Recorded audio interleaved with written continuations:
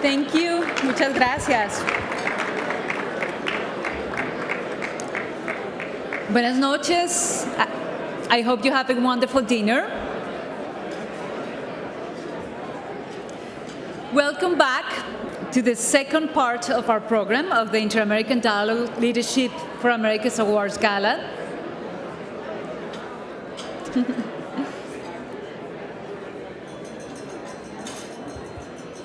Thank you very much. Thank you for your attention. We are going to have delicious dessert, but this is going to be in a couple of minutes with champagne, so in case you're wondering about what happened with your dessert. But before, it is truly my honor to introduce the CEO of Teach for All, Mrs. Wendy Kopp. In 1989, Wendy founded Teach for America to address educational inequity in the United States. In 2013, she transitioned to her current leadership role at Teach for All, where she adapted Teach for America's model to the rest of the world. Now, the Teach for All network is made up of partners organizations in 51 countries and 6 continents. Wendy was recognized as one of Time Magazine's 100 most influential people and received countless honorary degrees and awards for public service. So, ladies and gentlemen, please welcome Mrs. Wendy Kopp.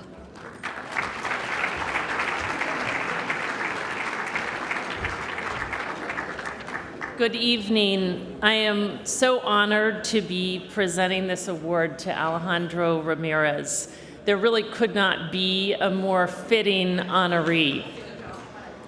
I first got to know Alejandro several years ago now when he was among the very first to step forward with a leadership gift necessary to enable the launch of Enseña por Mexico. At the time, few believed that it could thrive, but Alejandro did, and his support has fueled a movement in Mexico that over the last few years has inspired 750 of Mexico's most educated, most promising future young leaders to channel their energy into teaching in its most under-resourced communities. And more than 80% of them are still working in and around schools, education, and improving the quality of life in low-income communities.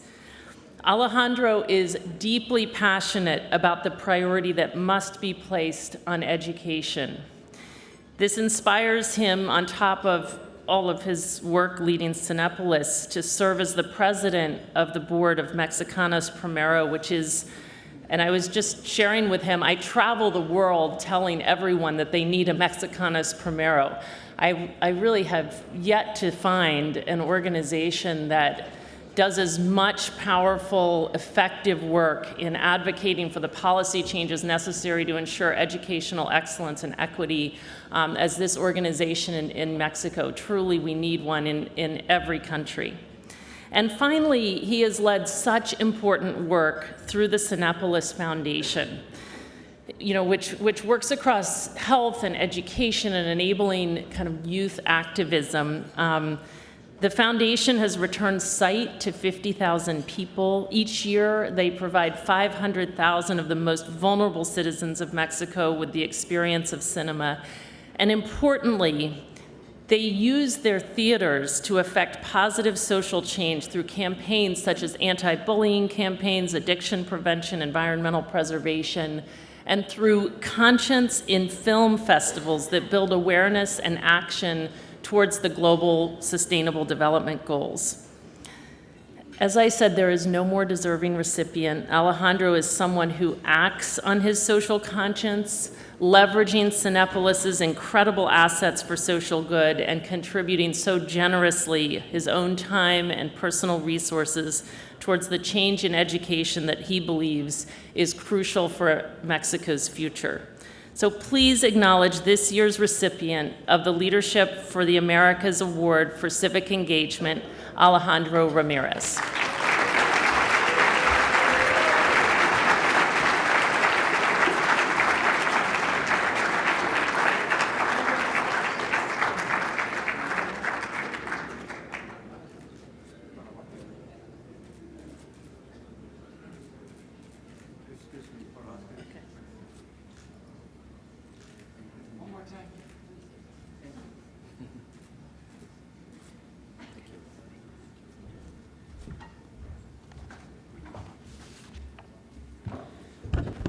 Good evening.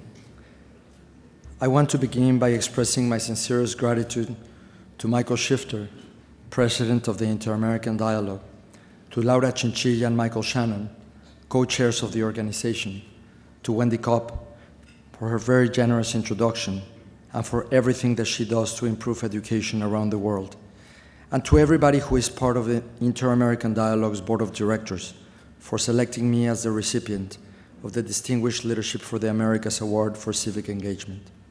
It is an honor to be considered for this recognition by an institution that I admire and respect so much as the Dialogue.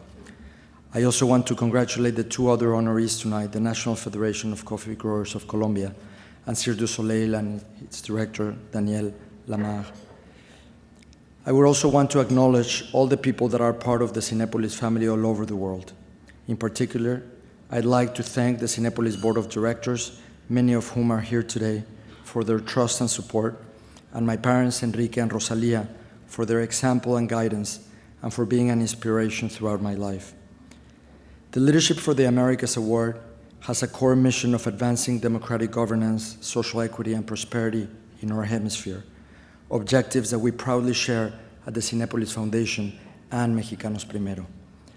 It is my belief that organizations like the Inter-American Dialogue serve as a bridge between different nations and cultures, recognizing that we are not isolated systems, but that we are part of the same global entity. In an age in which many national governments seem incapable of building these bridges, it is up to civil society organizations, institutions like the Dialogue, academia, and the private sector to build these bridges, to encourage cross-border dialogue, and to try to find solutions for common problems in a collaborative, non-confrontational manner. This spirit of collaboration and interconnection has been one of the reasons why the expansion of Cinépolis has been so successful. We began as a small family business with a single cinema in Morelia, a small state capital in central western Mexico, over 40 years ago. We are now one of the largest movie theater chains in the world. Today, we operate over 6,500 screens spread over 327 cities in 19 countries. This year, our cinemas will be visited by 362 million people. Our philosophy has always been to grow while remaining faithful to our core values. Throughout our journey, social responsibility has been a point of utmost importance to us. We recognize that we owe our success to the communities in which we operate, and that to grow, we must grow together. Since its creation in 2008, the Cinépolis Foundation has been committed to providing solutions for a number of social issues that are sometimes invisible in society. The programs of the Cinépolis Foundation are based on three key pillars: visual health, education through cinema, and community development. Del Amor Nace la Vista, through Love, Sight is Born, our flagship program, was born from the realization that cataracts are the leading cause of blindness in Mexico, and that operating someone with this affliction has tremendous social and economic returns. Since 2006, we have performed over 50,000 cataract surgeries on Mexicans living in the most impoverished regions of the country, and we have witnessed the enormous positive impact of the program on individuals and communities alike. This has been a collaborative effort, and for that I want to thank the ophthalmologists, nurses, donors, and partner organizations that have supported the social program since its very beginning. Ruta Cinépolis, another one of our programs, has brought the cinematic experience to over 1,000 mostly rural communities throughout Mexico, with a mix of educational and entertainment content. With over 1,200 screenings in every Mexican state, over 740,000 people in some of the most marginalized parts of the country have experienced the magic of the movies, many of them for the first time.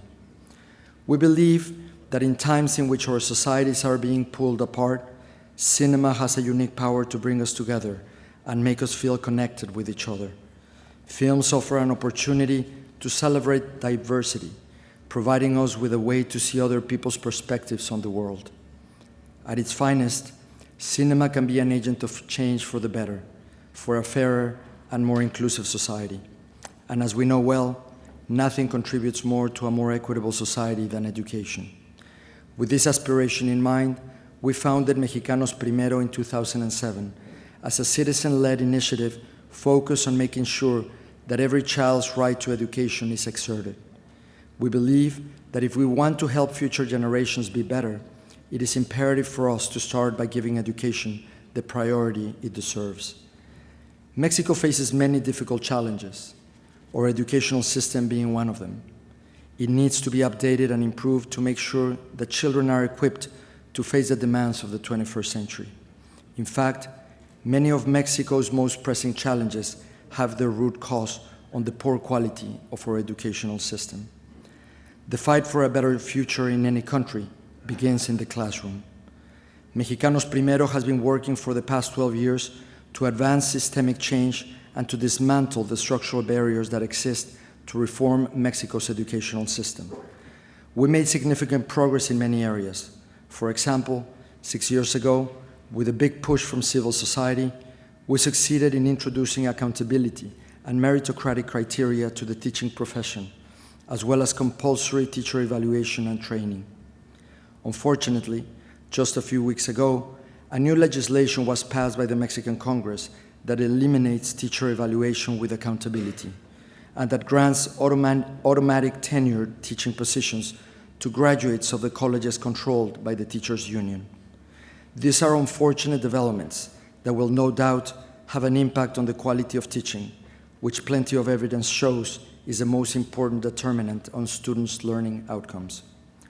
In this context, Mexicanos Primero has continued and will continue to do the work that it has been doing since its foundation, conducting applied research and dissemination, issuing public policy recommendations, advancing advocacy efforts, and implementing a legal strategy aimed at securing children's rights to a quality education and at stopping abuses of power. This endeavor would not be possible without the passion and the commitment of an extraordinary team led by David Calderon, who is here with us tonight and to whom I am deeply grateful. As we move forward into the third decade of the millennium, we can see that there has been incredible progress in many fields throughout Latin America and the Caribbean. However, there's still much to be done. Our region, as many other regions in the world, is living through uncertain times. In many parts of the Americas, we're seeing social unrest, ideological polarization, dissatisfaction with state institutions, rejection of traditional political structures, and proliferation of false information. Determined leadership is more needed than ever. I end by saying that the peculiar art of leadership resides in transforming challenges into opportunities. I ask your indulgence when I say that I have often thought of leadership as a type of art form, and that in so doing, I could not help thinking of a book by American literary scholar Helen Wendler entitled The Given and the Made. In this book, Wendler asks, how does an artist, repeatedly over time, make art out of an arbitrary assignment of fate?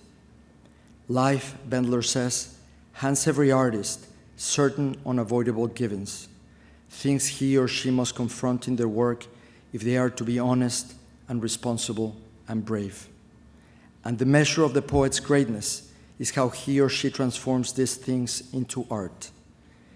In that regard, businessmen, policymakers, social and political leaders are no different.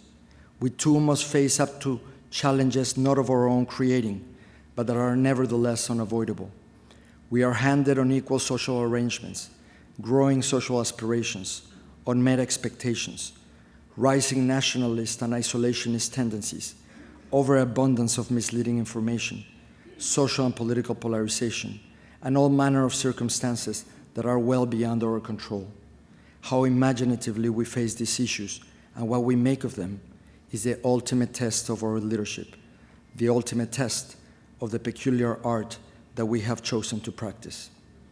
In this context, the work of institutions like the Inter-American Dialogue has never been more relevant.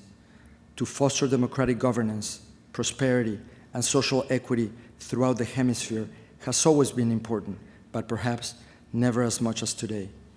I invite everyone here to keep working from their respective areas to protect democratic values and institutions, to safeguard cross-border dialogue and collaboration, to promote inclusive growth and sustainable development in our region, and to collaborate in innovative and meaningful ways to help build the institutions, companies, and governments that our people need and deserve. As Mahatma Gandhi once said, and I quote, "Our greatness lies not so much in being able to remake the world, as in being able to remake ourselves. Be the change that you want to see in the world." Thank you very much.